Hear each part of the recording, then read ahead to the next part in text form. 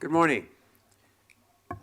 Commissioners, Chief McDonald, Mr. Sibley, Madam Secretary, Acting Inspector General Florence Yu, Mr. City Attorney Carlos De La Guerra, members of the public.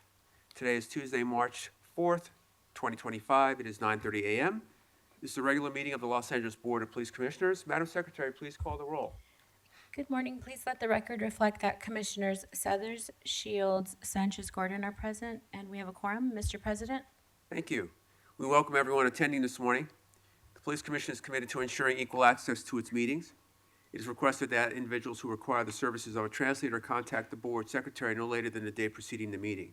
Whenever possible, a translator will be provided. Sign language interpreters, assistive listening devices, or other auxiliary aids and/or services may be provided upon request. To ensure availability, you are advised to make your request at least 72 hours prior to the meeting you wish to attend. All public comment will be heard during item number 2 on the agenda. We will dedicate a total of 45 minutes to public comment. Members of the public will have 1 minute per agenda item for a maximum of 2 minutes total. At the request of the speaker will be given 1 additional minute for general public comment for a maximum of 3 minutes total. Members of the public who participate in public comment are reminded that they can speak to any item on the agenda or a matter within the jurisdiction of the Board of Police Commissioners. Public comment is your opportunity to address the board, so you are free to express your opinion on matters before the board and to generally express when you disagree with other opinions expressed. However, directing your comments to other individuals who have spoken or attacking others who have expressed their opinions shall be deemed off-topic, and your public comment period will be concluded. Members of the public, if you choose to participate in the public comment portion of the agenda, you may participate in this meeting in a number of ways outlined on the agenda. Message for those attending the meeting in person: these meetings are regular meetings between the board, the department, and key stakeholders. Meetings of the Board of Police Commissioners are open to the public. The state's Ralph M. Brown Act affords the public the opportunity to be present at the meetings, hear the presentations and dialogue in real time, and provide feedback via the public comment period. During these meetings, there's a need for the board to carry out public business expeditiously without delays or disruptions. Members of the audience shall not engage in any conduct which causes an actual disruption of the meeting. Those attending in person are reminded that disruptive behavior will be cause for removal. If you disrupt this meeting, you will be provided with only 1 warning to cease disruptive behavior. If you fail to cease such behavior, you will be removed from the meeting. All attendees must be seated. Failure to follow this rule will result in a warning and/or removal from the meeting. With that, we will move to item number 1, the report of the Chief of Police. Chief McDonald. Thank you. Good morning, President Suthers, Vice President Shields, Commissioners, Acting Inspector General Yu, City Attorney De La Guerra, and Mr. Sibley. Today I'll be discussing significant events from the previous week, providing a crime update, and discussing our personnel strength. We had 1 officer-involved shooting this previous week. Year to date, we've had 6 officer-involved shootings compared to 5 at this time last year. On March 3rd, 2025, at approximately 3:58 in the afternoon, the mother of suspect, later identified as Hector Alanese, called 911 to report her son was suffering from mental illness and may be a danger to others. Both Rampart and Northeast Patrol Division officers responded to her location in the 2400 block of Bellevue Avenue. As resources arrived at the location, an additional family member of the suspect directed officers to Alanese. As officers approached Alanese, they gave him verbal commands to surrender. Alanese instead fled the location, leading officers on a short foot pursuit eastbound on Bellevue from Coronado Street. Alanese was armed with what appeared to be a black pistol. As Alanese entered a driveway in the 2400 block of Bellevue Ave, he turned and pointed the pistol at officers, resulting in the discharge of a 40mm less lethal launcher, and an officer-involved shooting occurred. Alanese then fled on foot, resulting in a second discharge of a 40mm less lethal launcher. Despite the suspect being struck by both gunfire and the 40mm projectiles, he again continued to flee until an officer discharged a taser, incapacitating Alanese, allowing officers to take him into custody without further incident. Alanese was transported by Los Angeles Fire Department rescue ambulance to a local hospital for treatment of a gunshot wound to his right arm. No officers or community members were injured during the incident. A black airsoft gun resembling a Glock semi-automatic pistol was recovered at the scene of the OIS and booked as evidence. Force Investigation Division investigators responded to the scene and are investigating this incident. Excuse me. We had a Homeland Security incident that drew substantial attention. As many of you have seen over the weekend, on Friday, February 28th, the LAPD assisted Homeland Security officers as they served an arrest warrant for an individual wanted in connection with human trafficking. The suspect was alleged to be the leader of one of the largest human smuggling operations in the United States. When the residence was searched, the suspect was not present, but was later arrested at a separate location by Homeland Security. During the operation, another individual at the scene was taken into custody by Homeland Security for re-entering the United States after prior deportation. LAPD's role in this operation was solely to provide security, while Homeland Security served a criminal warrant for a dangerous suspect. Once the scene was secure, LAPD personnel cleared the area and Homeland Security completed their investigation. LAPD was not involved in making any arrests. On burglary arrest on February 25th, North Hollywood officers responded to a residential burglary at a home on St. Clair Avenue. Responding officers located the suspect vehicle, leading to a pursuit that ended at Figueroa Street and 88th Street, where the suspects fled on foot. A perimeter was quickly established, and a systematic search resulted in the apprehension of 4 suspects, 2 adults and 2 juveniles. The vehicle used in this burglary has been linked to approximately 18 residential burglaries across Los Angeles County, including incidents in Studio City, Encino, West LA, Monterey Park, and Marina del Rey. During the suspect interviews, one individual admitted to involvement in 3 burglaries with stolen property from those incidents, estimated at approximately $133,000. Investigators are continuing their work to identify additional victims connected to this burglary crew and to recover stolen property. There was a newsworthy burglary incident involving Mr. Evan Lovett. Many of you have seen this in both the news and the social media regarding the burglary incident that occurred in Mr. Evan Lovett's home. On February 28th, at approximately 21:10 hours, Mr. Lovett arrived home to find that his home had been burglarized. Mr. Lovett immediately called 911 to report the incident, later stating publicly that he was on hold with 911 for 59 minutes. Our department investigated the circumstances around Mr. Lovett's claim and determined that when he called 911, his initial call was answered in 74 seconds. The initial 911 operator, through a triage of questions, determined that there was no immediate threat or crime in progress, so the call was transferred to the non-emergency line to have officers respond to complete a report. It was there that Mr. Lovett experienced a 57-minute wait time for a secondary operator to be able to answer the call. North Hollywood officers were dispatched to the call for service at 22:12 hours and arrived at scene at 22:21 to complete the burglary report. It should be noted that the 74-second call answer time is lengthy for our 911 dispatchers. The state goal is to answer 90% of 911 calls in 15 seconds or less. On February 28th, Communications Division was only able to answer 49% of the 911 calls in 15 seconds or less due to a lack of personnel and an increase in call volume. On this date, Communications Division received 8,448 911 calls. The average volume is between 7,500 and 8,000. To address the call volume, Communication Division has hired 144 new police service representatives in 2024. Of these, 115 are still in training. Furthermore, we're expecting to have an additional class of approximately 30 starting in our deployment period 4 of this year. Since this incident was posted, Captain Valois from Communications Division spoke with Mr. Lovett to review the details of what occurred, and after discussing the facts, Mr. Lovett later went on to social media to provide more accurate account, clarifying that his 911 call was answered within 2 minutes. Crime report ending March 1st. Citywide crime trends over the past 4 weeks show a mixed picture. Overall, combined persons and property crimes have decreased by 1.9%, while property crimes dropped by 2.9%. We've seen a 2.2% increase in person crimes. On the homicide and violent crime front, homicides year-to-date have decreased by 30.8% compared to 2024, which is a significant improvement. However, for the most recent 4-week period, homicides remained steady with 18 incidents, the same as the prior period. Notably, Operations Valley Bureau saw an increase in homicides, with 6 reported compared to 2 in the previous 4 weeks. When looking at victims shot, citywide numbers are down by 20.2%. year-to-date, but the past 4 weeks saw an increase of 37.9%, with 25 more shooting victims compared to the previous 4-week period. Specific areas with notable increases include Southeast Division, which reported 12 shooting victims compared to 4, Topanga, where shootings increased from 1 to 6, and Olympic, also an increase from 2 to 7 shooting victims. At this time, no clear pattern or trend has emerged, but we're closely monitoring these incidents. As far as aggravated assault and robbery, aggravated assaults increased by 12.1% over the past 4 weeks with 125 additional cases. However, robberies decreased by 13.1% during the same time.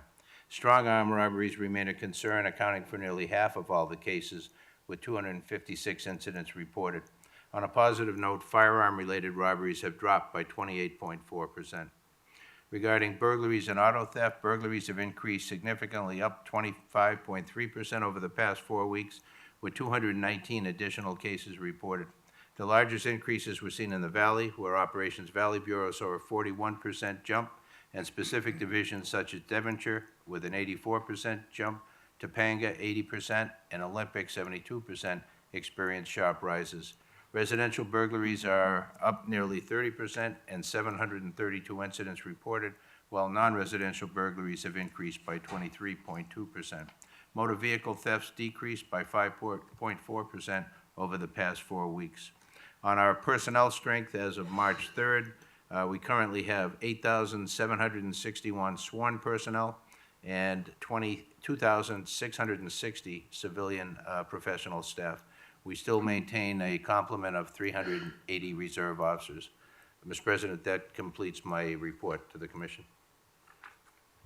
Thank you, and I'll open the floor for questions or comments from the rest of the board. Vice President Shields? Thank you, Chief, for that pretty comprehensive report. Starting with the officer-involved shooting that occurred yesterday, it sounds like when the mother called 911, she did indicate that her son was suffering from mental illness. Right. In terms of dispatching, was there any attempts to get anyone with a kind of trained medical health assessment? They got to the scene. The officers would normally respond to the scene, see what they have, trying to make an assessment, request whatever resources would be appropriate. They got to this scene. The suspect was pointed out by a family member as to his location, saw the police and ran. There was a foot pursuit. When the foot pursuit terminated, the suspect turned on them with a gun, so there was no time to be able to get additional resources or de-escalate in the manner we'd like to see. Thank you. And there are times we've heard about kind of like a co-response potential model. Is that something that would have been available there? Was it attempted? I understand that at times that they're not really able to intervene in an ongoing event. Can you talk a little bit about when that does happen, when we can send someone out? Yeah, sure. When you have a mental health issue, you try and get the experts out there, either a Met unit or a co-response with a mental health clinician. But when you have a man with a gun, you have to get police officers out there to be able to assess what they have. If there is a person with a gun, to be able to de-escalate, take them into custody, and make the scene safe before you would bring somebody in who is going to be able to deal with the mental health issue. Thank you, and thank you for the additional information about the Homeland Security incident and the fact that this was a criminal warrant out for someone's arrest involving human trafficking. And I know we'll be talking more later during the meeting about the department's policies on immigration. Right. So I'll hold my questions to that point.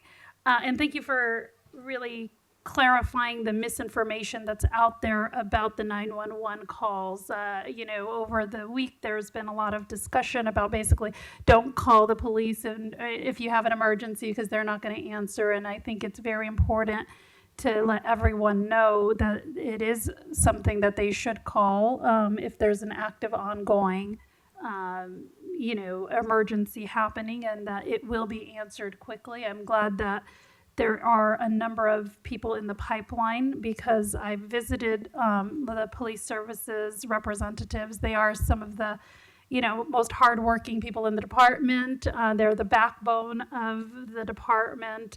And they have been understaffed, and so it's good to know that there's relief coming with 100 or so in training, but it is a lengthy training. And wanted to know whether, and I think it's important to know, like if you call 911, there's someone that's going to answer immediately, and your call will be triaged.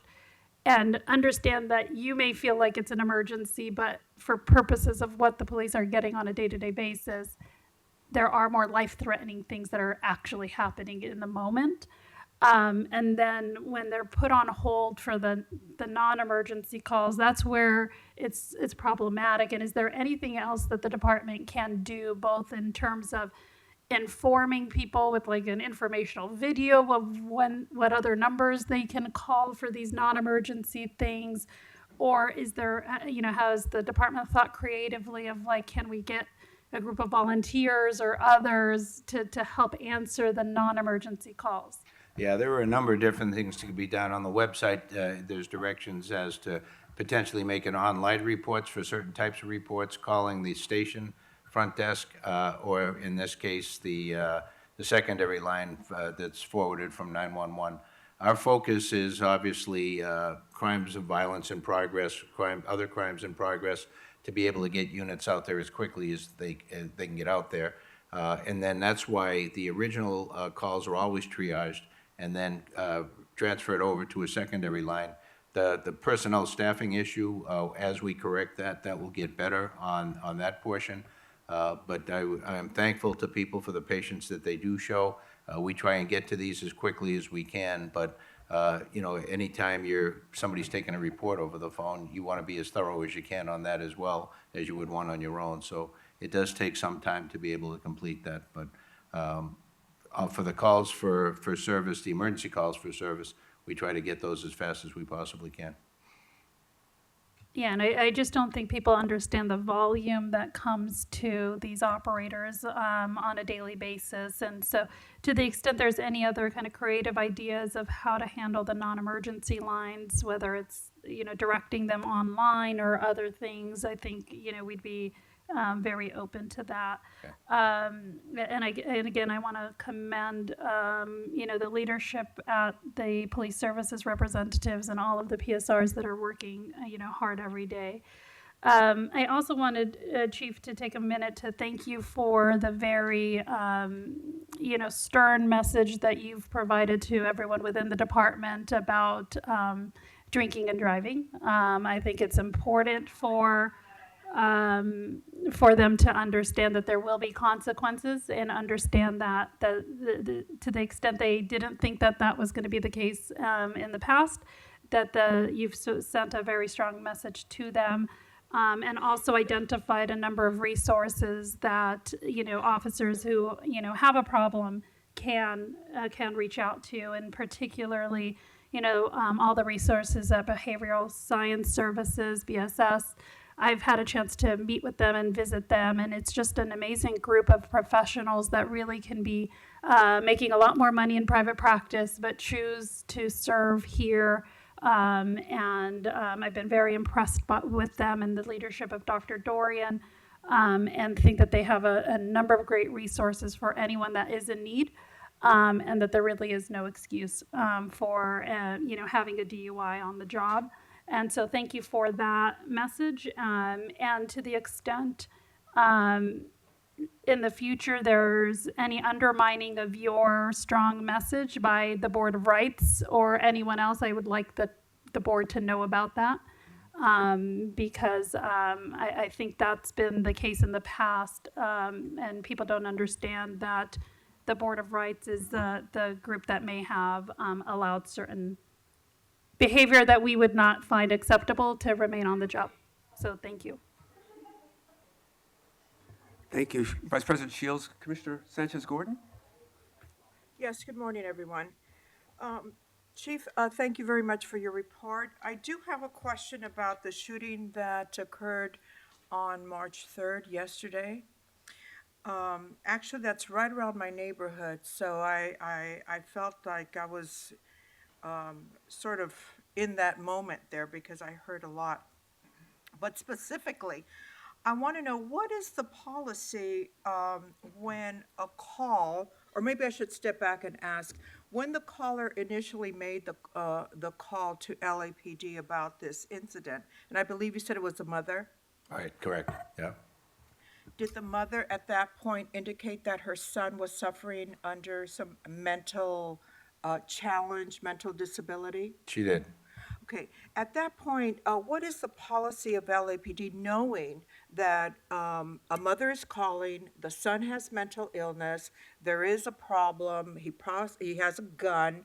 At that point, is the policy to involve the mental health services representative to accompany the police when they go out there, knowing, having a better picture of the circumstances?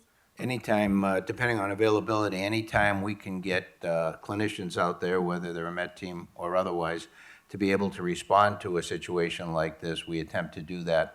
There are a lot of calls come out like this type, so the officers will generally get there first, see what they have, be able to triage that. If they have time on their side, which they didn't in this case, because the suspect with the gun ran from them, their goal was to try and chase that person down, corral them, and then de-escalate the situation. The suspect did not allow that to happen, turning and pointing a gun at them. But normally, we would like to be able to control the scene, put the person in a place where he can't hurt himself or anyone else, and then de-escalate, bring in the resources, and be able to come to a peaceful conclusion. That's always the goal. In this case, that wasn't what happened. I think I would like to see a reconsideration in a situation where you're told upfront by a family member, especially a mother, whose son is in a mental condition with a gun, that you deploy a specialist at that time along with the police. I think that That would be- merits some Yeah, consideration. that would be the case if there's an available unit, but there aren't that many units that you can get them to every call like this. But if there's a Met unit out there, they certainly would roll on a call like this. Thank you. I think Commissioner Shields went over many questions that I had, so I don't want to repeat. Thank you. Thank you, Chief. Thank you, Commissioner. Chief, I'd like to go back and follow up on Commissioner Shields' questions about the 911 call and just the training. We've hired 144 people, 115 are still in training, so when will their training be complete? I can get back to you on that. I don't have a conclusion date for that. Okay, and it's a pretty extensive training It time, I is. believe. Yes, it is. That's one of the more difficult training academies around. To do what they do, I think most people don't have an appreciation just for how difficult that job is, how stressful that job is. And so they do have, or traditionally have had a high washout rate due to the difficulty. Okay, thank you. And I too have some questions regarding resources that were used. I'm glad you clarified the incident, the Homeland Security incident, as being an arrest warrant for human trafficking, but I do have some questions about our resources that are being used in terms of personnel and property to assist in those matters, but I'm going to wait until we have our department's report later on in the meeting. I'd like to commend LeLay. I was at an event last week where, along with Commissioner Sanchez-Gordon, they had a scholarship event and awarded several scholarships to some young people who, two are already in college and two who are going to college, and I just want to commend them for that annual effort that they engage in. Thank you. So with that, what I'll do is move to agenda item number 2, which is public comment. Madam Secretary, please call the first speaker. The first speaker is Susan Rocha.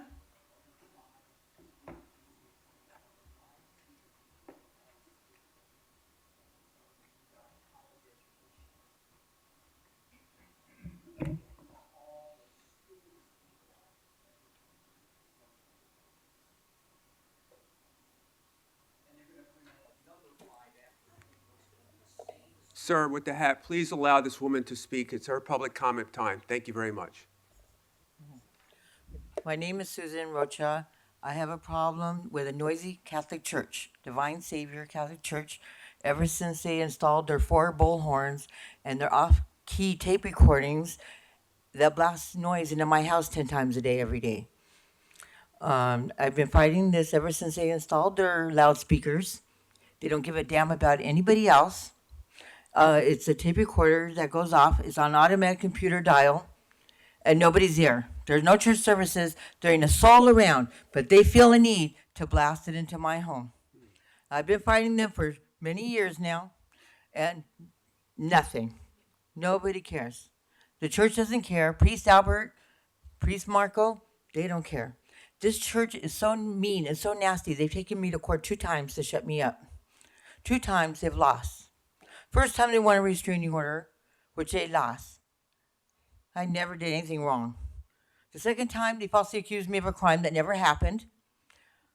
Took me to court. I went to jury trial. I fought him for a week on trial. Found not guilty because it was a big fat lie, what they said. Oh, but 3 men carried me out of the church, but your prosecutor could not produce one. Oh, you know why? Because it never happened. Oh, but the priests, they want what? Are they biased? That they just biased for the Catholic Church? They're in their pocket? You know? They want favors with the Catholic Church? Is that why they prosecuted me? For no reason? They didn't expect that 12 people would believe me and not Priest Albert and his lying Catholic, Divine Savior Catholic Church in Cypress Park. Yeah, that's pretty cruel. That's pretty cool. I stand on the corner with a sign, and they will take me to court twice to shut me up. But they don't give a damn about my peace and quiet in my own house. Even though there's no church services, not a soul around, it does violate Penal Code 415 and your noise code, LAMPC Chapter 11, Article 5, Section 115. Now, why? They can get away with it because your city prosecutor will not prosecute them for the violation that's in 2 codes, a state code and a city code. But you will not prosecute them. But you can prosecute me. You're not putting away the bad guys. These DUI people, no, they don't get prosecuted. They're out the next day. But me, for what the Mickey Mouse crime they put me through, yeah, they prosecute me for a whole week. They just didn't expect that 12 people would believe me and not the Catholic Church Divine Savior. That's pretty cool. That's downright mean and dirty. And all I'm fighting for ever since they put up those bullhorns, is peace and quiet in my own home. It's not rocket science, it's peace and quiet, which the Constitution even gives me that right. Peace and quiet. Why do I have to hear their bullhorns all day? All day long. And it's off key. It's like somebody slamming their hands on a piano. Thank you, ma'am. Thank you. The next speaker, David Aboud. That's not right. You talk to that priest Albert, and you tell him to knock it off. And you talk to Ma'am, whoever- please step away from the podium so the next speaker can speak. Thank you. Good morning, Commissioners. My name is David Aboud. I serve as the Civic and Community Engagement Director for Councilmember Hugo Soto Martinez, who co-authored the Sanctuary City motion at City Hall. We'd like to thank the board for moving to update the LAPD manual to reflect the Sanctuary City ordinance. The proposed updates appear consistent with the ordinance, and we recognize the effort so far that has gone into ensuring alignment with city policy. But as always, policy is only as strong as its implementation. The enforcement activity that took place last week struck a chord with the city and our constituents, and it put a spotlight on how the city of Los Angeles interacts with federal immigration enforcement. This is a critical moment where we need to clarify exactly what is and isn't allowed under our policy. These situations will not always be black and white. There will be cases where criminal investigations intersect with immigration enforcement, and we have a responsibility to be transparent with our constituents so that we do not betray the trust of our communities. When people can have confidence in their government, they feel safe reporting serious crimes, taking their kids to school, and accessing city services without fear. What this commission does today will shape public perception of how the city engages with immigration enforcement. We need to make it absolutely clear that every single officer in the department understands this policy. Here's what our office is asking for today. Number 1, vote yes on item 4A and approve the updates to the policy manual. Number 2, clarify that the city of Los Angeles will not participate in Section 1325 enforcement activities during task force participation. Number 3, ensure that department guidance and frequently asked questions align with the Sanctuary City Ordinance. We look forward to working together to use this as an opportunity to strengthen public trust by ensuring that these updates are clearly communicated to city employees and our constituents. Thank you. I also have a copy of the letter from the council member for. Thank you very much. Next, we have Betty Lay.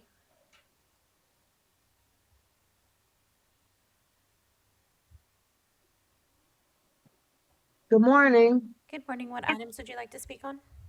Chief's report, agenda items, and public comment, please. Okay, 3 minutes. Okay, first off, Chief, I appreciate your report. And I'm really hoping that you will talk with our city attorney, Rosa. Her name is actually Heidi Rose. Bring back our neighborhood prosecutor program. We really needed, all divisions needed. It's very helpful. I appreciate and everything you do, the commissioners do. I do support all the donation agenda items. And I'm really happy with our new OVB deputy chief. She's an amazing gal. I do miss Ruby, but I know why she had to do a lateral move. It was better for her all the way around. Anyway, I hope everybody stays safe and healthy, and I yield the rest of my time. The next speaker, William Mayercheck.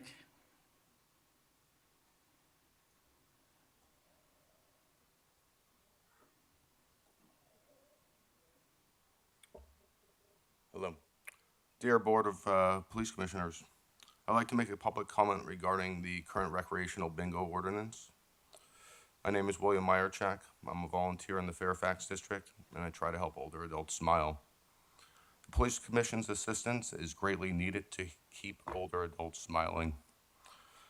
I'm asking that the Police Commission review and amend the current Los Angeles bingo ordinance. Thank you for looking into the issue in 2004 with KDR Slawski. Thank you for starting the review process and surveying the senior centers. The following issues make it very hard for bingo.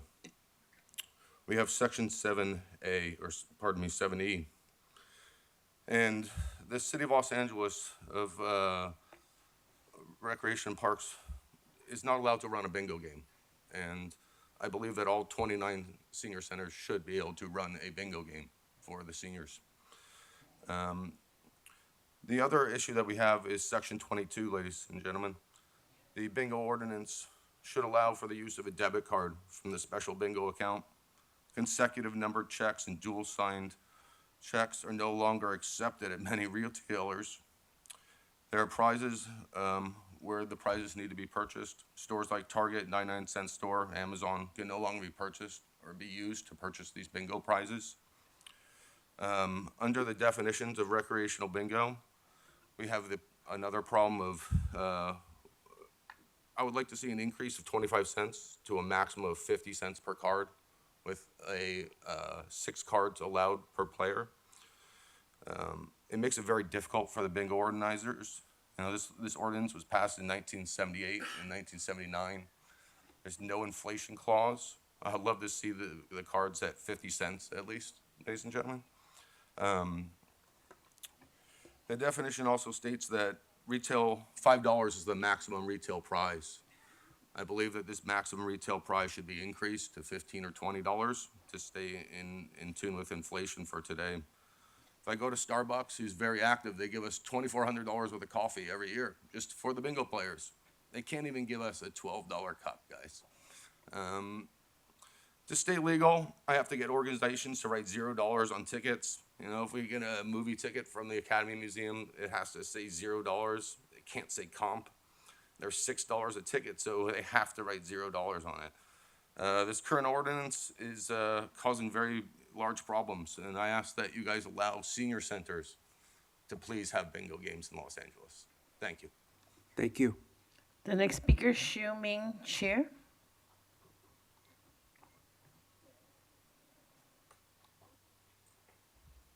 Good morning. I'm the Deputy Director at the California Immigrant Policy Center and a member of the LA Sanctuary Coalition. So I'm here to urge you to adopt Ordinance 188441 as quickly as possible. Unfortunately, ICE arrests and deportations have already started and taken place amidst President Trump's vows to engage in mass deportations. Unfortunately, we only expect these harmful arrests and raids to increase in LA. ICE has been arresting workers and longtime LA residents. Adopting the sanctuary ordinance will make it clear that LAPD has no role in these types of immigration enforcement. Therefore, I urge you to vote yes on item 4A and approve the updates to the policy manual. It's long overdue. It's also extremely concerning that the LAPD was present at the Homeland Security investigation action last Friday that the chief mentioned earlier. This sends a wrong message to immigrant communities and entangles the LAPD with an arm of the Department of Homeland Security. In 2017, I saw how these joint operations led to no criminal arrests. Instead, people were detained and transferred to ICE due to their immigration history. The federal government is going to try to deputize as many agencies, federal, state, and local, as possible to engage in mass deportations. LAPD should have no part in that. Therefore, we demand that the LAPD share the protocol for if and when they are involved in joint task force operations. This protocol must be in compliance with LA City Ordinance 188441, which states that the city does not participate in any operation, or joint task force involving any immigration agent. There must be a bright line between the harsh criminalizing actions of the federal government and the LAPD. Thank you. Next, we have caller ending 1264.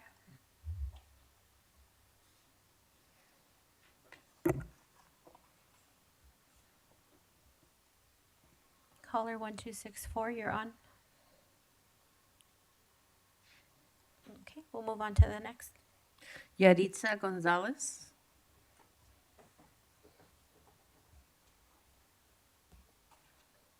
Good morning. My name is Yaritza Gonzalez, and I'm here on behalf of CARECEN, the Central American Resource Center.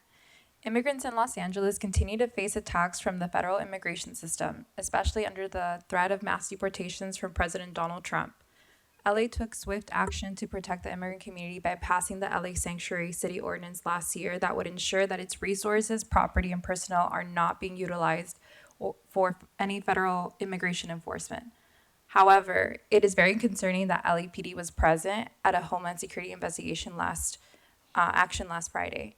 This sends the wrong message to the immigrant community and entangles LAPD with the arm of the Department of Homeland Security. Therefore, we urge the LAPD to adopt Ordinance 188441 to make it clear that LAPD has no role in immigration enforcement. Thank you. William Good.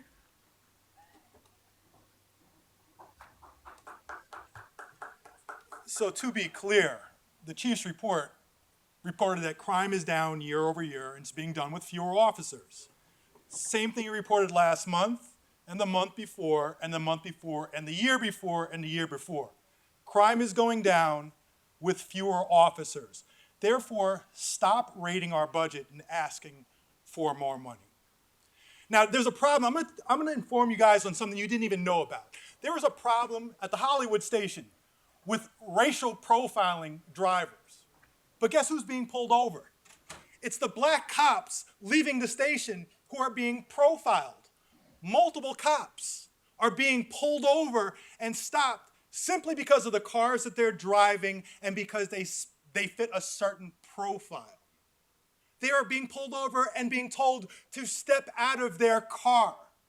Now imagine what it's like to the rest of us in the community, what we have to deal with. Remember, last year, there were 0 bias policing complaints sustained. 0 last year. The same as the year before, and the year before that, and the year before that, and the year before that, and the year before that. So while this guy, you're praising him for giving stern warnings against cops who do not break the law, but yet you have this rot in your department. You want to send a stern warning? Why don't you stop the racial discrimination even within your own force? You guys are whining about recruiting being down. I had to listen to the Hollywood captain say it's because the media. It's because the media, the way the media is reporting things. When in reality, it's your behavior. It's the way you're treating black people in the community and your own black cops, and the women in the community and your own women. And then you wonder why you are in the position that you're in. Now you talk about also responses by police. I have an incident. I filed a complaint. A woman was punched in her chest by a man. She called 911. The cops came there. Officer Kyle James, Sergeant Kyle James, said, "You have to file this online." She got punched in her chest. It's a battery. Since when are batteries filed online? They're not. They're not. But a complaint was filed, and this guy right here said there was no misconduct. And that's not the only other. There's another incident. Similar situation. A woman was punched in her chest. And the cops were called, and they refused to take a crime report. They refused to do a PPA, a private person's arrest, even though the guy was right there. And I filed a complaint, and Jim McDonald right here said there was no misconduct. A woman went to the station to get an update, and they told her she couldn't film in a police station. You have that complaint with me right now, where they claimed she couldn't film under 148 PC because they were covering it up. They Thank arrested you. that woman, and then they released her around the country. Thank you. Next, we have Steve Riley. Good morning. Good morning. What items did you like to speak on? All items and especially 4A. Thank you. Okay, 3 minutes. Let's start off with the immigration issue. I submitted a letter which deals with this issue. I believe that the LAPD and LA City has a difficulty distinguishing between legal and illegal immigrants. And let's talk about that. There are some people who come to the United States who obtain a visa through the process at an embassy or consulate overseas, and they come in legally through a port of entry. They sometimes overstay their visas, which is a lack of respect for our visa process and our law. That should be dealt with, but that's civil. There are other people who cross the border illegally. It's an illegal entry, an actual crime. Title 8, U.S. Code 8, 1325. Look it up. So those people are here illegally, and they committed a federal misdemeanor. Now, I commend ICE for going into the communities and finding criminal, illegal aliens. That's the first step. It should be targeted. However, 287G, if you read the 4A report, the portion on 287G is repeated twice. Did anybody actually read that or proofread it? There should be an ICE agent in LA County, LA City jails, perhaps, processing, looking at the arrestees when they're in custody, and it's a safe place for them to have a transfer of custody. That should happen. Okay, so you don't have to have ICE agents going into the community, putting the community at risk. Having illegal alien criminals, human traffickers, drug dealers, and all sorts of types of criminals is not good for anybody. It doesn't keep us safe. So let's stop playing games. Read what I posted under Steve Riley. I implore you. Now, Hector Alanis is lucky to be alive, that shooting that occurred. When you have a Glock that looks, airsoft looks like a Glock, that will get you killed. There has to be a better way to approach someone like that, maybe a plan, but sometimes there's no time. Judge Sanchez, Commissioner Sanchez, if you live in that neighborhood, get out there and go see what's going on at the scene. There was a police commissioner who used to do that. He would show up in his vehicle at night at shooting scenes and find out what was going on. That was Rick Caruso. So there's a lot to say. You can only say so much in 3 minutes. I hope people take a look at the letter that I posted. And let me remind people who think this is a sanctuary city. Supremacy Clause, Article 6, Section 2 of the Constitution. That takes priority over what you think are your laws to protect illegals. Everybody should be working together. Thank you. God bless the LAPD. Jamie Kusick.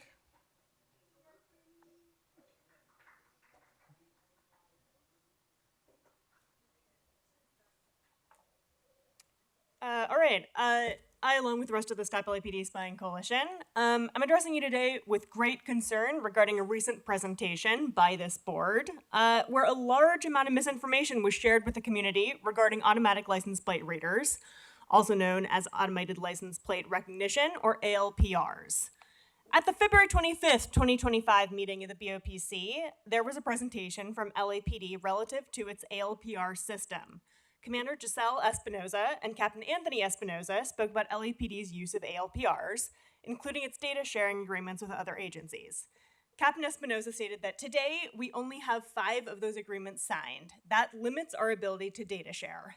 Following the presentation, in a question and answer session with commissioners, Captain Espinoza clarifies that the 5 agencies LAPD currently shares ALPR data with are local, not federal, and that the 5 agencies that we are sharing with are Huntington Park, La Mesa, Livermore, San Luis Obispo Sheriff's Department, and West Covina. When Commissioner Kalanche asks, at any point could the FBI or a federal agency have access to the license plate reader data, Espinoza responds that the only time another agency can get access is if they have that agreement signed with us, which has been viewed by the Chief of Police. We're addressing you with great concern and urgency over this presentation by LAPD, which misrepresents LAPD's use of ALPR technology and how that information is shared with other agencies.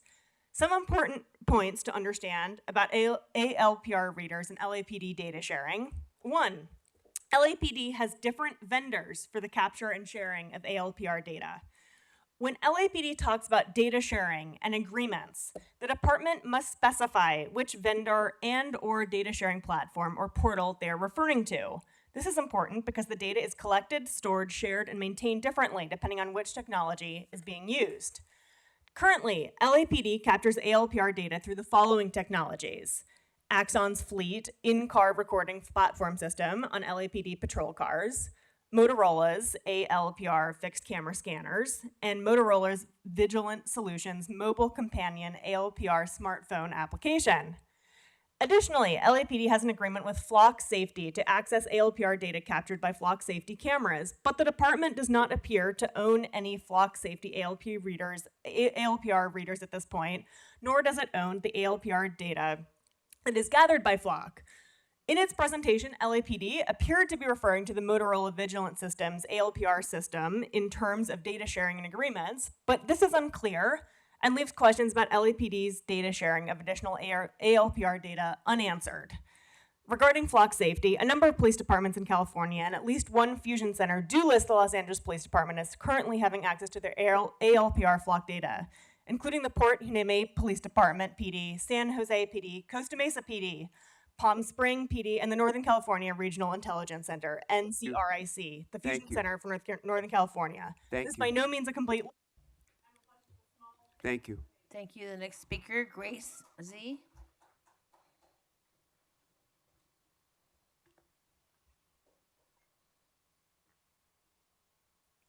Last week, LAPD stood before you and lied blatantly, repeatedly about the extent of its data sharing, about the reach of its surveillance apparatus, about the way it feeds into the machinery of deportation and state violence, and you let them. You sat here in silence as Captain Espinoza claimed that its automatic license plate reader data is shared with only 5 agencies, knowing full well that those agencies connecting directly to fusion centers, to ICE, to the FBI, to the entire infrastructure of policing and deportation, because people have been telling you week after week for years. Public records confirm that 4 of the 5 agencies LAPD named as the only local agencies they share data with, La Mesa, Livermore, San Luis Obispo, and West Covina, share their ALPR data with both the Joint Regional Intelligence Center and the Northern California Regional Intelligence Center, meaning LAPD's data pipeline to federal agencies is even more expansive than they admitted. You sat here as they concealed their ties to Peregrine Technologies, a surveillance company built by a former Palantir executive to streamline data sharing across agencies. You sat here while LAPD omitted its contracts with multiple ALPR vendors, Motorola, Axon, Flock Safety, choosing instead to present a partial truth, which is just another form of a lie. And this is not the first time you've let them lie to the public. We have heard this story before in different words, under different names, but always with the same result. LAPD claiming it does not collaborate with ICE, while its own FAQ explicitly states that it is not prohibited or restricted from sharing information with DHS.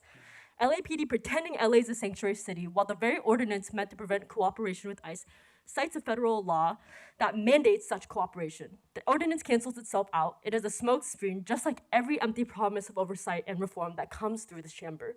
So let's be clear, there is no sanctuary in a city where LAPD freely shares data with federal agencies, where ICE has access to biometric scans, license plate records, and booking information, where police continue to function as an arm of the deportation machine.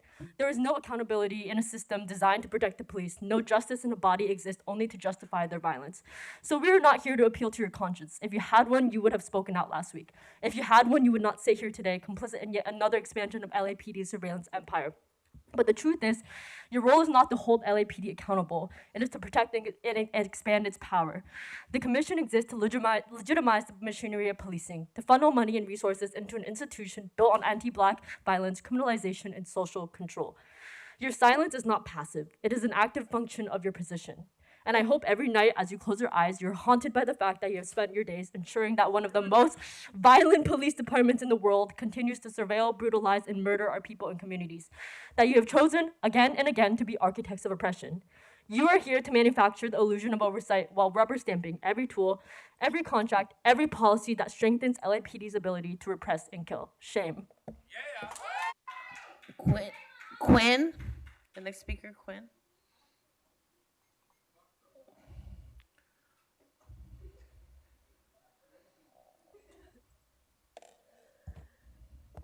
Earlier, maybe like 4 comments ago, we had some friends over here who kept talking about the bad look that reflected on LAPD due to your involvement with a DHS raid last Friday.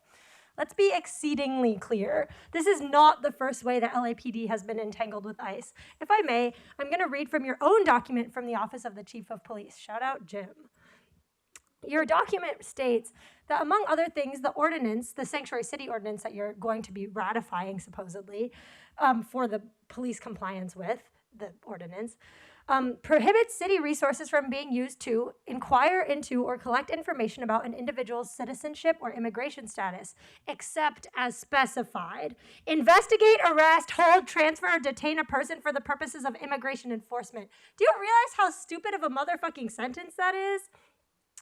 You literally, you in every way in your own document state that supposedly you're not going to be supporting DHS, but time and again, not only have you supported DHS, but you state in writing that you will continue to do so. One of the ways that you're doing so is through ALPR info sharing, which Jamie talked about. I'm going to be picking up from the letter.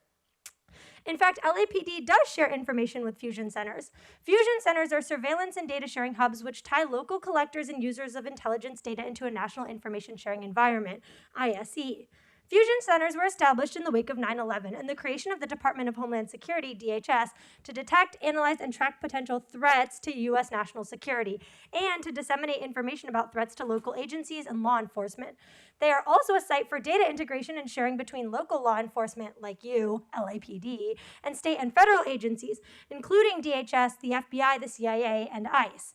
LAPD is a member of the Southern California Fusion Center called the Joint Regional Intelligence Center, JRIC, and a major contributor of personnel to its staffing.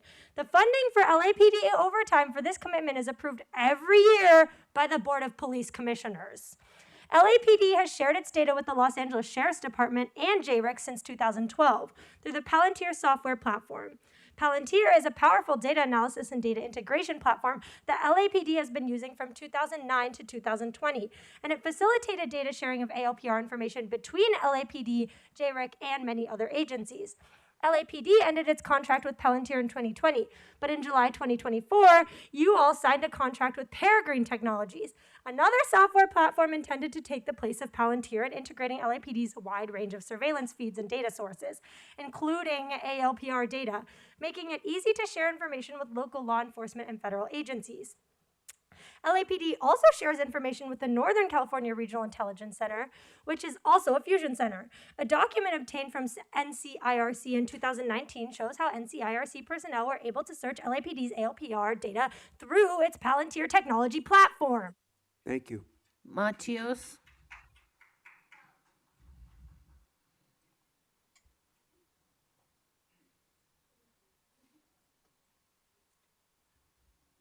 Okay, my name is Matias Quirano with the Stop LAPD Spying Coalition. It's hard to come to these meetings because it's such bullshit.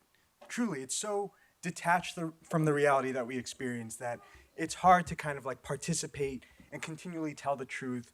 And you know, that's true of this commission, that's true of the LAPD, but that's true of some of the folks advocating here too today, which is really unfortunate and really hard to say, truly. You know, on this topic of LAPD's response to shootings, of people experiencing mental health crises, it seems like a fresh conversation every time. But Truly, this is something that happens all the time. We're not just talking yesterday. A month ago, we had Linda Becerra Maron, who was a sex worker who called LAPD for help, for support, was enduring a crisis, and then was shot by LAPD in her own room because she held a knife to herself. Is that an instance to shoot somebody? And then the same officers that shot her then guarded her hospital room as she lay dying. This is the norm for LAPD. You have Takar Smith 2 years back in the Westlake neighborhood, whose wife called the LAPD, asked for the SMART unit for the alternative. LAPD showed up and similarly shot him. Why are we having a fresh conversation about policy changes in any way? Why are we pretending this is new? This is happening again and again and again. And the fact is, the department wants this violence. These officers are bloodthirsty. That's just a fact. They go in with this vision of killing people. That is their sense of justice. The department routinely lies about how they respond to mental health crisis. They routinely lie about all their policies, every single policy. We've seen them up in city council lying about drone deployment, how the robot dog is going to be used, how the robot dog was used once you finally got it. And so it begs the question, when we talk about, collaboration with DHS, why are we even entertaining the notion that policy will be effective in inhibiting violence in any way? I'm going to quote former Chief Michael Moore. I love that he said this in relation to the thin blue line flag being taken down from LAPD stations and officers putting them back up. Culture eats policy for breakfast, lunch, and dinner is what he said. This is an admission of the reality of LAPD. And when we talk about the culture that fuels the violence that kills people experiencing mental health crisis, or even funnels or fuels this collaboration with the Department of Homeland Security, this xenophobic, racist, anti-immigrant mindset, it very much is a culture that's embedded in these officers. And so even if we ask for a lack of legitimized task forces or collaborations in this way, I promise you, these officers are friends. They'll have loose collaborations. They'll concurrently investigate. They'll show up to the scene at the same time. There'll be a text. And so what does it say that we have to show up and ask for these policies? And how does it help mask their violence? How does it offer a false sense of safety for our communities, right? We have Lou Kalanche who showed up. Thank you. Hamid Khan, please.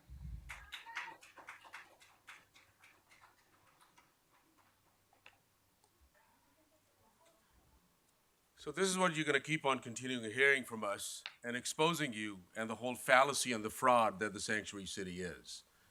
And the advocates may be well-intentioned, but did they do their homework? Did they go into the details do they know what Peregrine technology is? Do they know what vigilant solution systems are? Do they know that Motorola ALPR fixed camera scanners? Do they know the Axon fleet and car recording platform systems on LAPD patrol cars? And do they know that they're using their cell phones and Fusus technology and flock safety and all of that? So yesterday we sent a letter to the commission mapping out the misrepresentation and lies that we heard at last week's presentation. Absolutely lies that they were laying down. And here we are again, that they're looking to pass this whole letter that is going to go to the city hall and provide a false sense of security and protection. What about programs that are baked in, whose survival is based on information sharing? That they have to. There is no fucking guardrails or this thing or that thing. What about the suspicious activity reporting program? It cannot survive without that. What about the iWatch See Something, Say Something program? How about that? What about various other programs that are baked in that you cannot? You have to shut down those programs. Would you shut down those programs? Do you have the audacity to face the LAPD and shut down those programs? No. By record, no. So in essence, you are accepting and acknowledging your complicity in this whole system by sanitizing and creating this whole false sense of security that people will have. So of course the LAPD would show up. It's not a matter of Hugo is going to call somebody and say, don't show up. My ass, they're going to show up every time because it's baked in. It is baked in. What about the 5 agencies that they talked about, Huntington Park and San Luis Obispo and other agencies? We have 4 of them. We have documentation that show that they share the information with NCREC and JREC and various other information sharing environments. What about your partnerships with fusion centers? How would that end? What is going to happen with that? LAPD is a major player in the fusion center right here in Norwalk, in eastern Los Angeles County. Are you going to take a step of that? Are you gonna, we challenge you to hold public hearings and we'll show you inch by inch, map by map, dot by dot, how that information is being shared. How information is gathered, how it is stored, how it is shared, how it is publicized, and how it goes to all the rest of the agencies around the country and around the world as well. Not just Huntington Park, but through the National Counterterrorism Center and various other agencies as well. So what about the record management systems? What about the FISUS technology for the Real-Time Crime Center? How vast that is and where does that information sharing happens? But no, just like the advocates didn't do their homework, they didn't go into their details. I don't know what the deal was. How can you come up with a policy without knowing all the mechanics? Thank you. Thank you. Your public comment has ended. Thank you. The next speaker is Megan.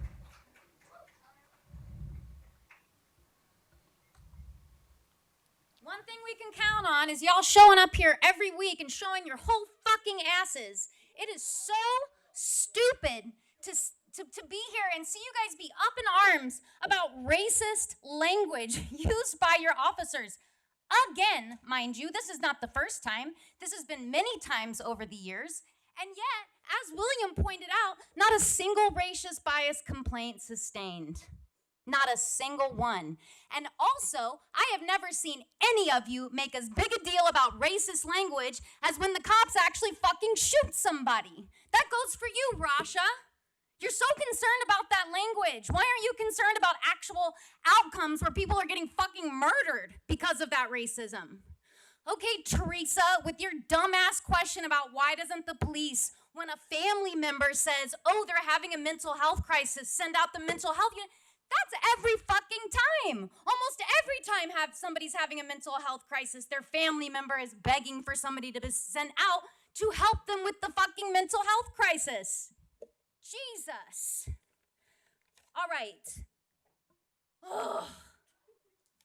So, y'all, I don't know. I honestly, the buffoonery is endless.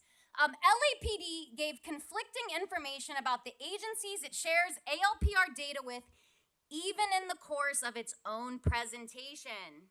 While Captain Espinoza stated that LAPD shares its data with 5 local agencies, in the same presentation, Commander Giselle Espinoza stated that the Port of Los Angeles has its own ALPR system within the areas patrolled by harbor divisions, and we collaborate with them as well, is what she said, though this was not one of the 5 agencies listed by Captain Espinoza. This calls into question LAPD's understanding of which agencies it's even sharing data with, and confirms the department's inability or unwillingness to give accurate information to communities. It's notable that of the 5 agencies that LAPD did admit to sharing ALPR data with, 4 of these 5 agencies confirmed that they are sharing ALRP data with both JRIC and NCRIC, which are big national data fusion centers.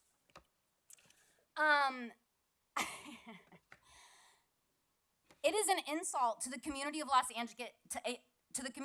Angeles to indicate that LAPD does not share ALPR information with federal agencies. You do. Contrary to the city of LA's false claims of limitations placed on LAPD immigration status sharing with federal agencies, it's quite evident that the LAPD is sharing information with ICE, CBP, the FBI, many others, showing up to handle fucking traffic when ICE is doing operations. That's helping with the operation. Thank you. Jonathan Foster.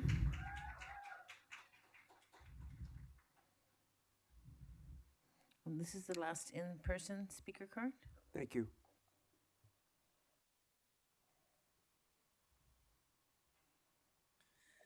Hello, Jonathan Foster. Good morning, Chief McDonald. Good morning, President Dr. Errol Southers. Good morning, Miss Vice President Rasha. I forgot your name last time. The other one, that flat tire's not here. This flat tire's not here. This is a bunch of bullsham. And good morning, Commissioner Sanchez, Inspector General Yu, Executive Director Sibley, Executive Assistant Munoz, Executive Assistant Silva.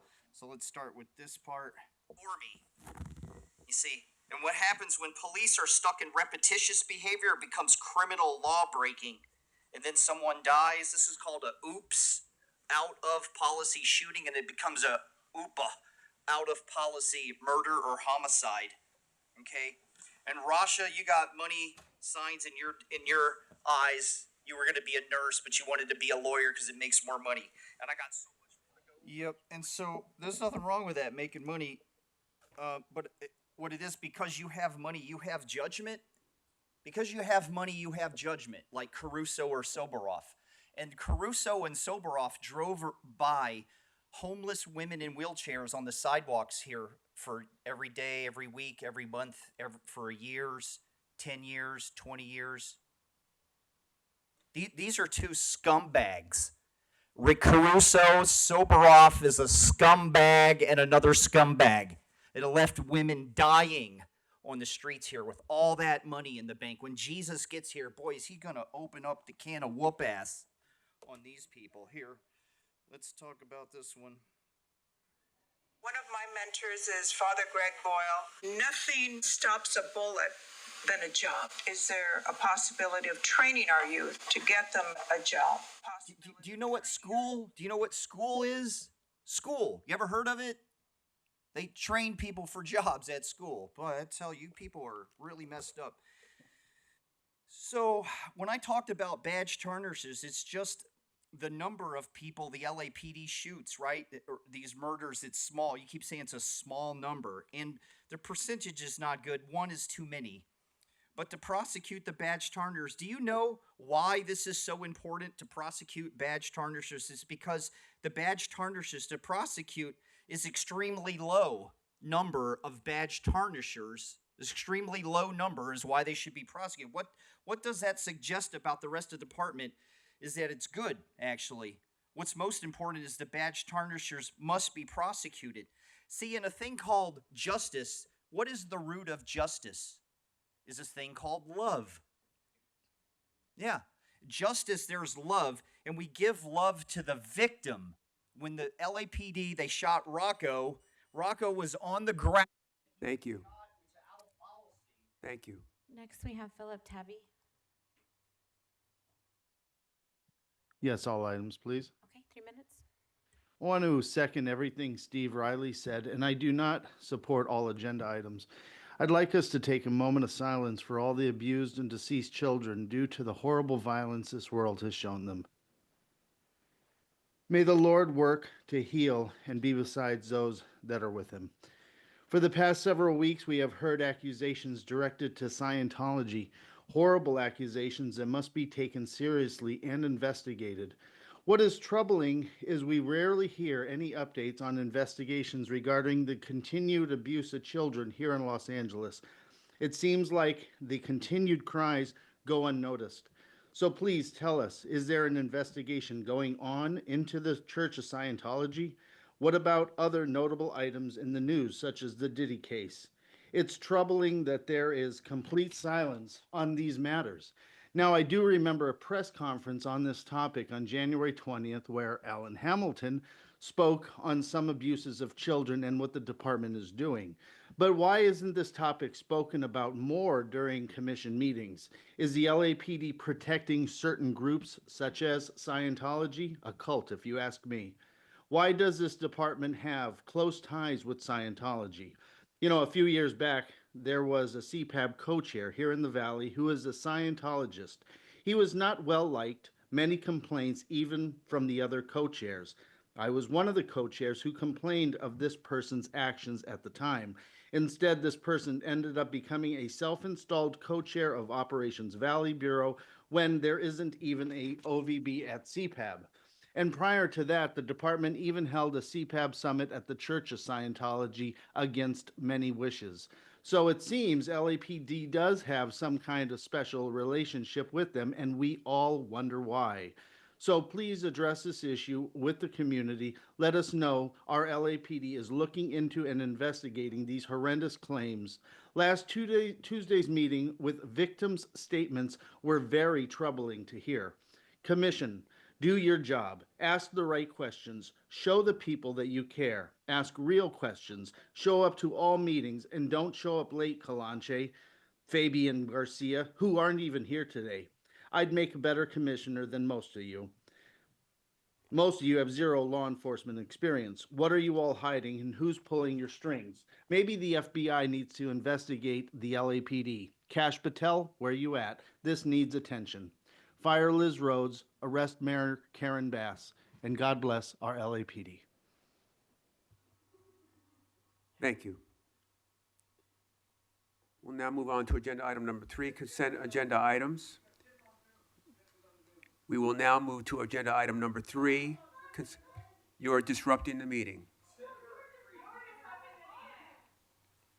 Are there any comments or questions for agenda items A through E? None for me, thank you. I move that we adopt the recommendation for board action for items A through E. Is there a second?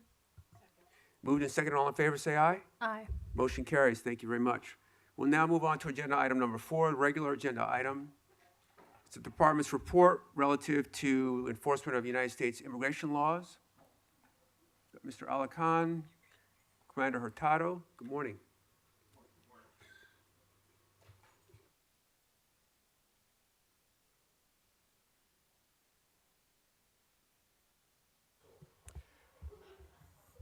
Good morning, Commissioners. My name is Arif Ali Khan. I'm currently a Special Advisor to the Chief of Police. Seated with me is Commander Herman Hurtado. He is from the Professional Standards Bureau and also the Department's Immigration Liaison Officer. What's before you is a request to approve the special order to reflect the Immigration Enforcement Ordinance that was recently passed and signed into law by Mayor Bass, as well as some changes that have come through state legislation regarding the California Values Act. Just so you know, the reason I'm appearing here before you today is simply because I was the Director of Constitutional Policing and Policy in 2017 when many of these issues came to light, and we worked at the LAPD on making sure we had our policies consistent with the longstanding values and principles of the department. I was also involved with the creation of SB 54 and working with then Senator DeLeon's office, and also worked with the City Council and Mayor's office on the current ordinance, which largely reflects the policies that have existed with the LAPD for many years. There is attached to the special order some frequently asked questions. That was just provided for informational purposes. That's something we had issued back in 2017 as a way to educate the public and also remind our officers what the LAPD policies and procedures were. There will be some changes to that. That is simply a document that is intended to reflect what's in the department manual and the procedures that are currently in place. It was not intended to be subject to approval by the commission, and so the request is for the changes that are reflected in the draft special order. They are largely about changes in some of the definitional language. We wanted to make sure that it was consistent with what the ordinance said, and also, as I mentioned, a recent amendment to the California Values Act that was passed in 2024 regarding the types of felonies that are subject to the statute. Mm-hmm.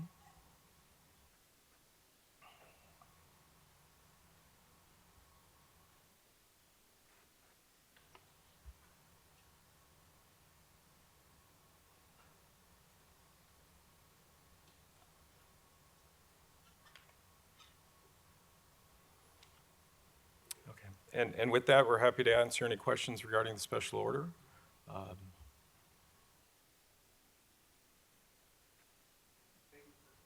Thank you, Mr. Alcon.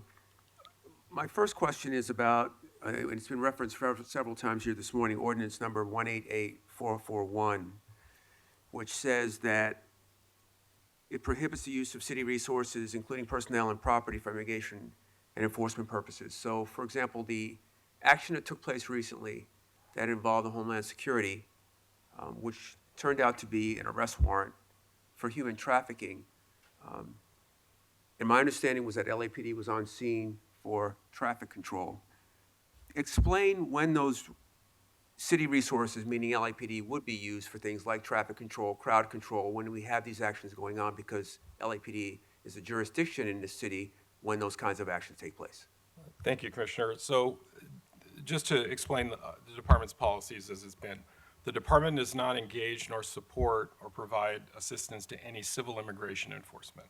Civil immigration enforcement are detention, removal, often things that detention removal officers from ICE or ICE agents are doing for purposes of immigration. There's a misunderstanding, I think, oftentimes of the distinction between criminal and civil immigration enforcement. Obviously, the LAPD is focused on compliance with the law and also understanding and respecting both federal and state law. HSI that participates in many task forces, we will not participate with them if they're doing any civil immigration enforcement. In this particular case, and I'll let Commander Hurtado give you more of the facts, our understanding was this was the enforcement of a federal criminal warrant. What that means is that there was evidence presented to a federal judge, a magistrate or a district court judge here, I assume a magistrate judge, showing that there's probable cause to believe that federal criminal statutes are violated with respect to human trafficking. And oftentimes those are charges under Title VIII, which is the immigration law under federal law. We did not participate in any of the enforcement action, but there are going to be circumstances where requested based on a warrant and because of the high-risk nature of it, wanting to make sure that people are not subject to being hurt. And the department obviously cares about protecting people from harm and providing traffic control to make sure that nobody could potentially be there if there was some sort of violent response to the execution of the warrant. Thank you. Commander? Yes, and to clarify, like under Section 81325, that's actually a civil code, which is illegal entry into the United States, versus the 1326, and that would be a re-entry after a conviction of a serious felony, and they're of high risk. A serious felony being committed would be under 1196 of the Penal Code. They have the list of serious felonies like murder, rapes, and those are people that have been convicted, deported, and then returned. In the cases where we have that or a criminal warrant signed by a judge, then LAPD would participate in that arrest for the criminal section of it. Let me just clarify one thing. 1325 is a criminal statute. It's a misdemeanor for illegal, basically crossing the border, illegal entry. It is a misdemeanor. The department does not have the ability to enforce that, and we rarely, if ever, get a criminal warrant. The important distinction we have to make is even if it is a criminal case, there are only certain circumstances that the LAPD would participate, either individually or with the federal agency. 1326 is illegal entry with a prior deportation and also convicted of a serious or aggravated felony. We have very specific policies on when an officer could detain somebody for that, absent a warrant. If there is a warrant, they could be detained because that's a criminal warrant, not a detainer request, but a criminal warrant, we would take action. So the major part of when the department would be engaged in or assisting in any immigration, it would have to be a criminal immigration offense. So I think that's the important distinction between the two. So, Commander, you're the department's immigration liaison officer. Correct. Under normal circumstances, you get a call from the federal agency that is going to engage in the city at date, time, location? There are times that they do inform us of their activity, and there's other times that we're not aware of them. Most of the time we do get that information. Okay. And would it be normal for them to have to engage in an action and ask for traffic assistance, crowd control? It's actually very rare. This last occasion, last week, there was one, and that since I've been the dial, there's only been one time that we've actually participated in that, and that was because this was a very high-risk warrant for a violent individual, and it was a criminal offense that was committed here in the United States and crossing borders, both state and different countries. So we were asked to participate and help in traffic control for the criminal warrant. Okay, thank you.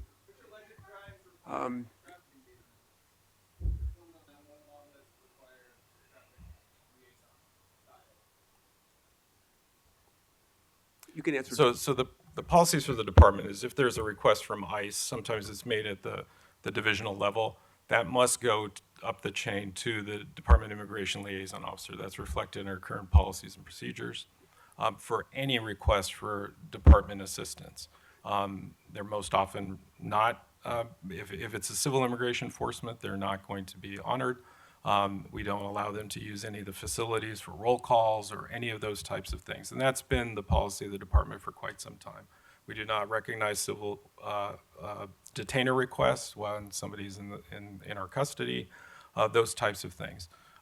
If it's a criminal case, it's going to be evaluated based on the risk and those types of situations where they're asking for any patrol resources. And as Commander Hurtado mentioned, that's very rare.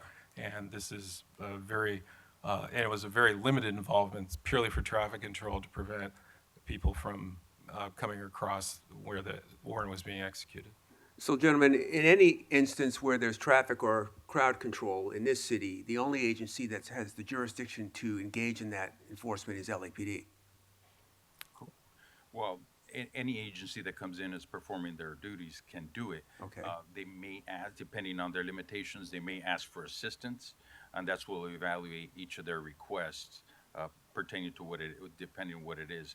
It could be federal, it could be a state, it could be other municipalities that have asked for assistance. Thank you. Vice President Shields.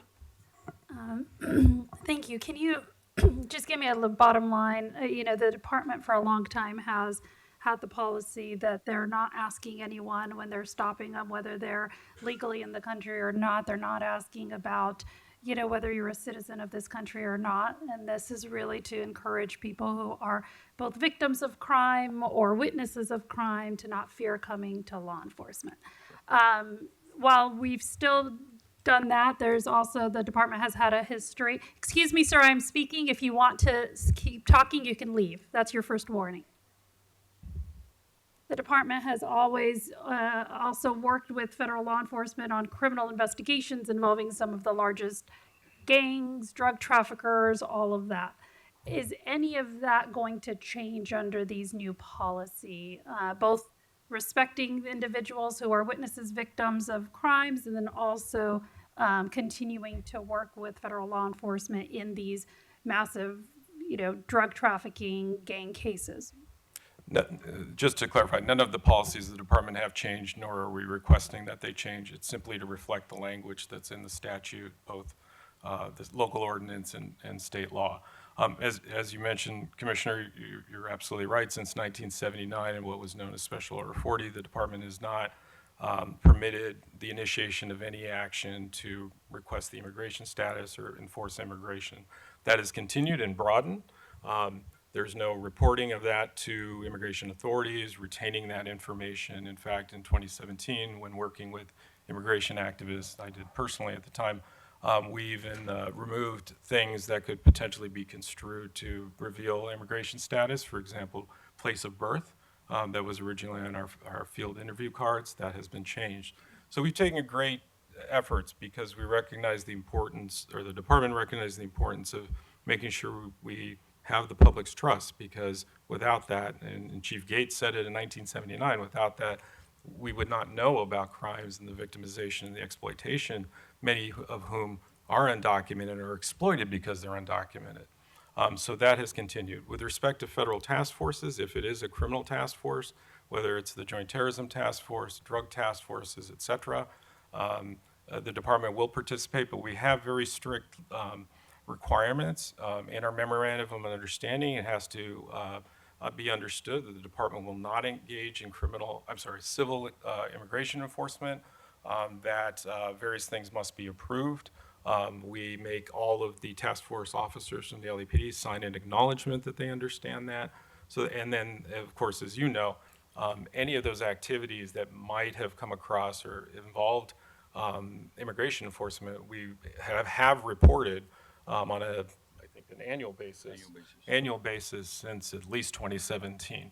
So while it's permitted in very limited circumstances, we also have many policies and procedures to make sure that it's being adhered to and followed. And we certainly get when there's accusations that it's not, and those are investigated and looked at very thoroughly. And since 2018, we've participated in 5,809 task forces and done 0 arrests for immigration. Thank you. Thank you for that. And you mentioned the frequently asked questions. I thought it was helpful to have that, to kind of ask, questions very plainly and answer them more plainly and understandably. You mentioned that there would be some changes to this document. Do you have any specific ones that you're going to change? So, Or I'm sorry to interrupt. We've been in contact with council offices as we are.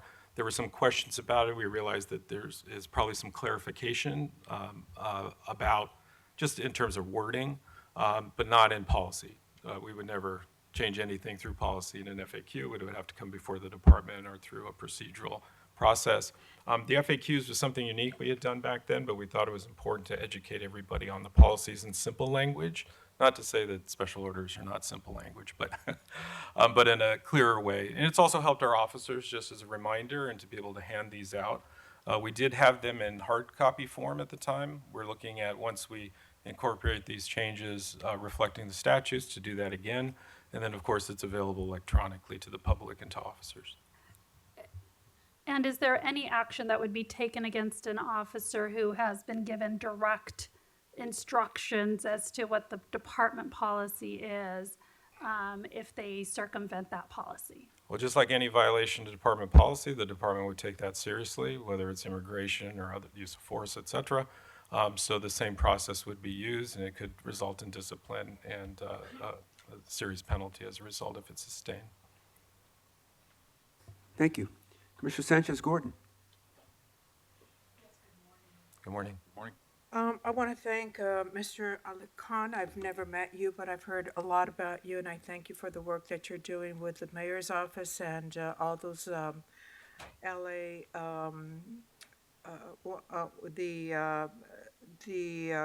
city council representatives.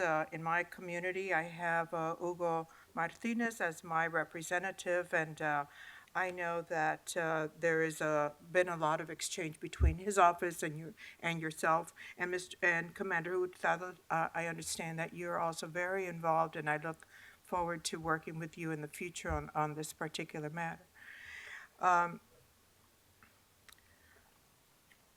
I don't think I need to emphasize that our community is in utter fear of being arrested, being detained, being separated from their families.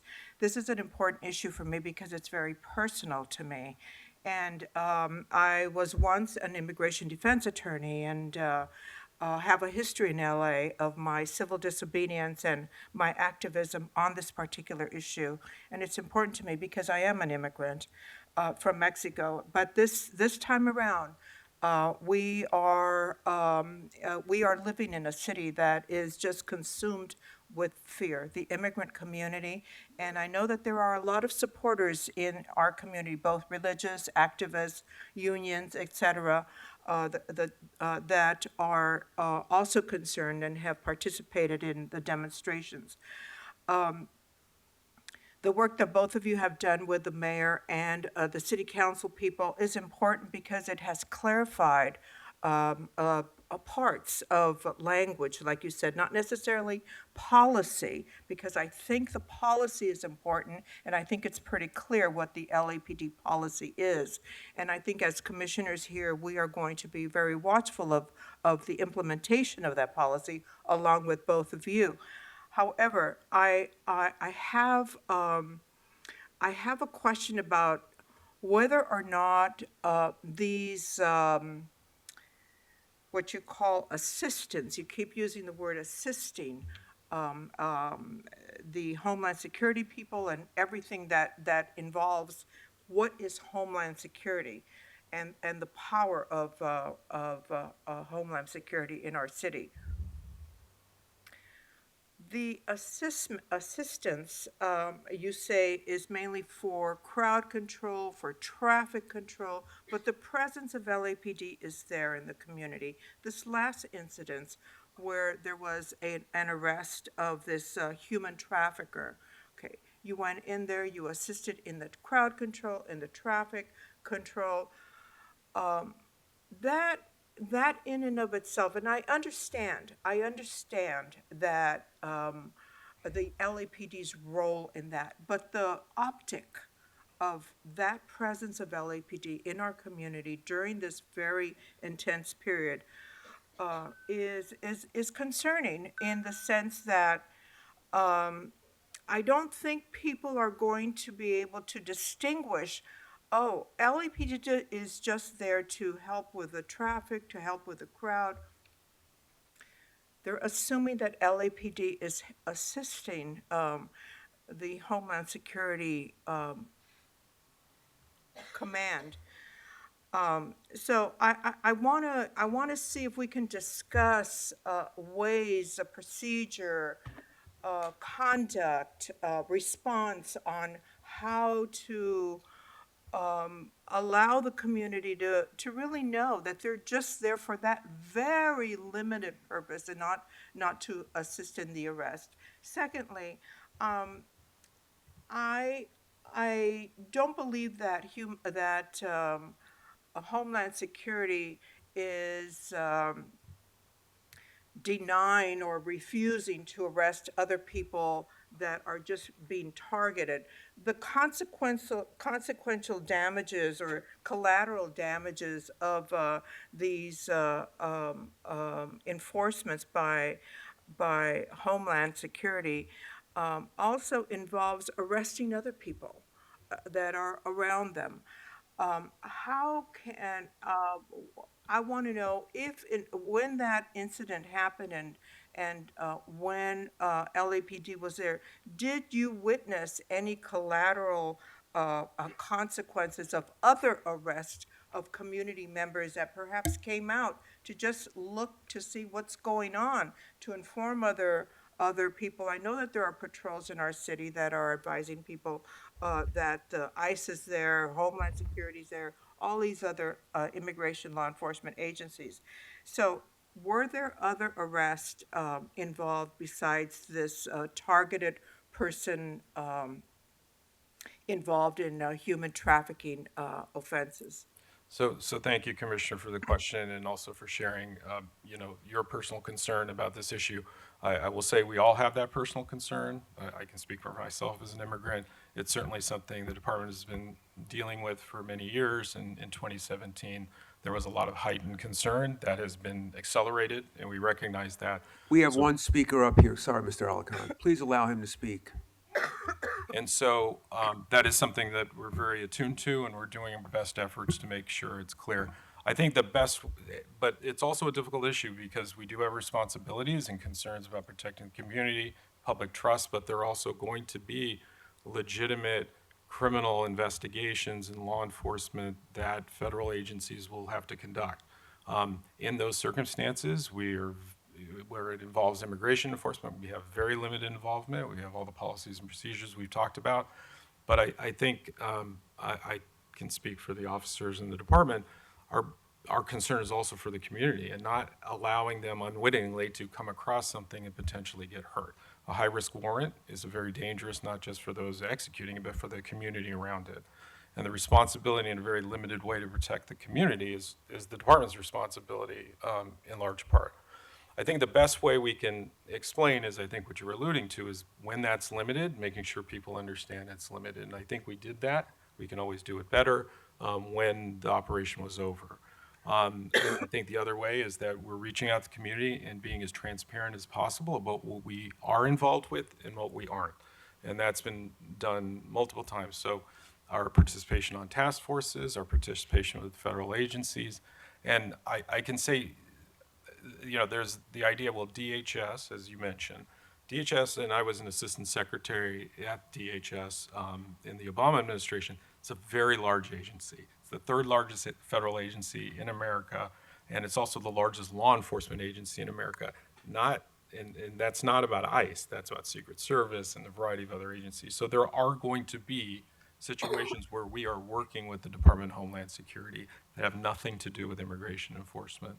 And it's a very narrow area where we would even do an assistance like this, and it would have to be a criminal investigation. So I know the optic is sometimes difficult to deal with, but we are willing and are trying to take on that challenge. And by being here before you, explaining this, making sure our policies are and procedures are in an FAQ and are produced, and this dialogue, we hope to help do that, because we do recognize that there's a great deal of fear in the community, not just here, but all over the country. And how we address it is very important, because we want to maintain the trust that we built and continue to build that with especially vulnerable communities. So my question was, were there any collateral arrest? Oh, I'm sorry. Yes, and there was a collateral arrest, but I can assure you that this person, although they may not have had a warrant, they were involved in human trafficking also. So this isn't somebody that was just walking across the street. This is a person that was also involved in that type of crime. I also wanted to thank you for the questions. I wanted to clarify a few things. Sometimes when LAPD is used in these type of criminal warrants that maybe the federal government is trying to effect, LAPD is used for traffic control because that person may be very violent. They have information that they may possess high-powered weapons, and we don't want people crossing up and down the street while warrant is being performed. There can be some people that shoot it out with the police or for the federal agents. Now, we'd like to keep that area clear, and that's why LAPD is used for traffic control purposes. It's for the safety of everybody involved, and sometimes even the neighbors are evacuated in case there is an incident like that. But it all depends on the propensity and violence of the individual that's being arrested, and that's how LAPD is used in these traffic control situations. And to answer your question about the communication, we think it's very important, but we're always trying to be as transparent as possible. I was on the phone on Friday with the Mayor's Office of Immigrant Affairs, explaining exactly LAPD's role and what was going on. We tried to update social media as soon as the incident is over as much as possible and start to tell the truth about the incident, that it wasn't somebody that was arrested because, as you said, Commissioner, that somebody was crossing the street. It was not like that. It was another person that was involved in a serious crime. And tomorrow, as a matter of fact, I have a meeting with the Council District 1 to explain exactly LAPD's policy, because there is those questions, because there are those concerns and the fears that are within the city. We acknowledge them, and we're always trying to do our best, ensuring transparency and ensuring that our policies are adhered to. So to get, I think, just directly to your question, our understanding is there was somebody else there who was subject to immigration charges. They were detained. We don't know the specific details on what grounds they were detained.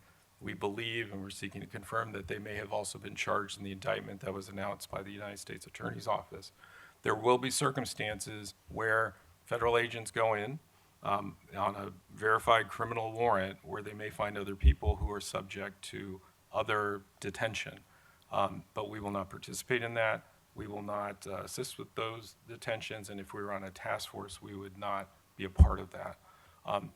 That is, like I said, this is a difficult issue. We have to balance the protection of the community, but we ensure that the operation was a criminal investigation, and there are going to be some times where somebody's detained based on other legal grounds that they have.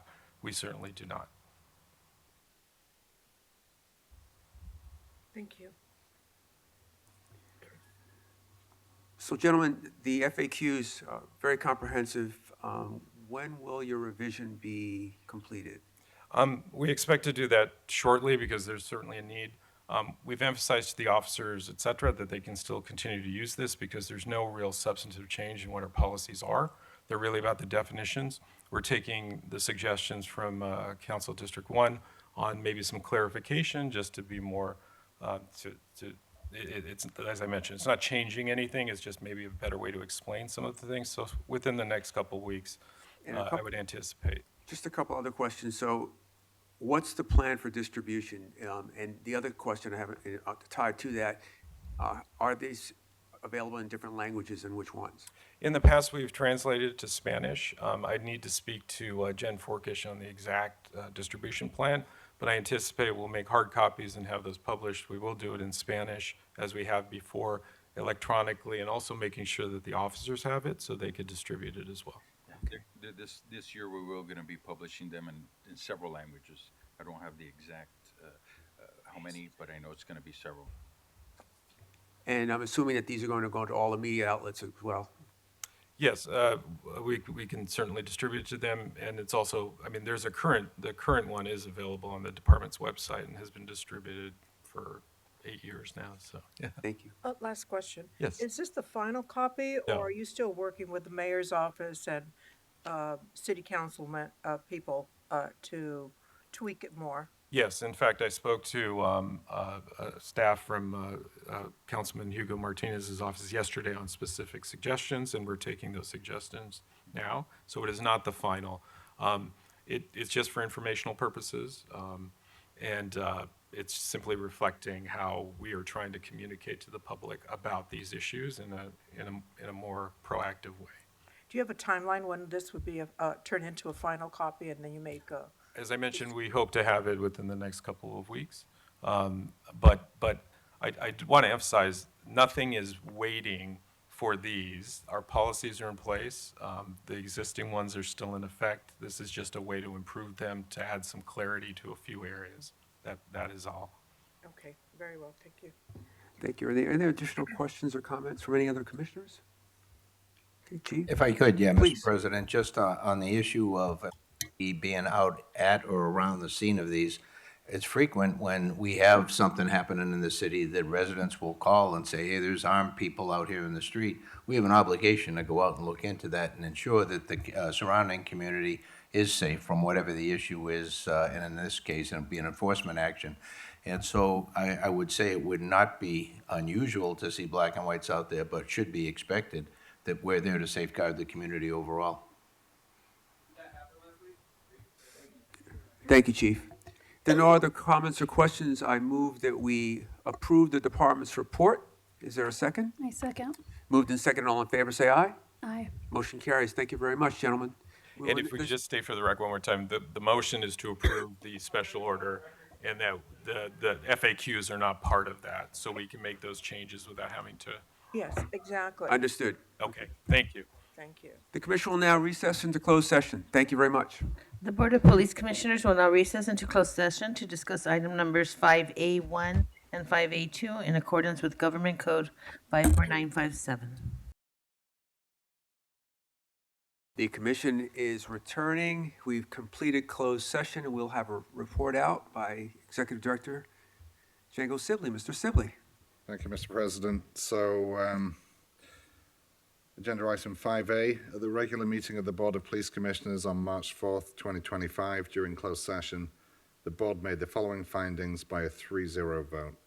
So for 5A1, law enforcement related injury, case number 015-24. For tactics, tactical debrief, 1 Sergeant 1, 1 Police Officer 3, and 5 Police Officers 2.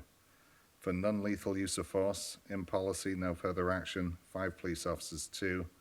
And for intermediate use of force, in policy, no further action, 1 Police Officer 3. Item 5A2, which is officer-involved shooting 017-24, also by a 3-0 vote. For tactics, tactical debrief, 2 Police Officers 2. For drawing and exhibition of a firearm, in policy, no further action, 2 Police Officers 2. And for lethal use of force, in policy, no further action, 1 Police Officer 2. And that concludes the report out, Mr. President. Thank you. I'll make a motion that we adjourn today's meeting. Is there a second? I second. Moved and second. All in favor, say aye. Aye. Motion carries. Thank you very much.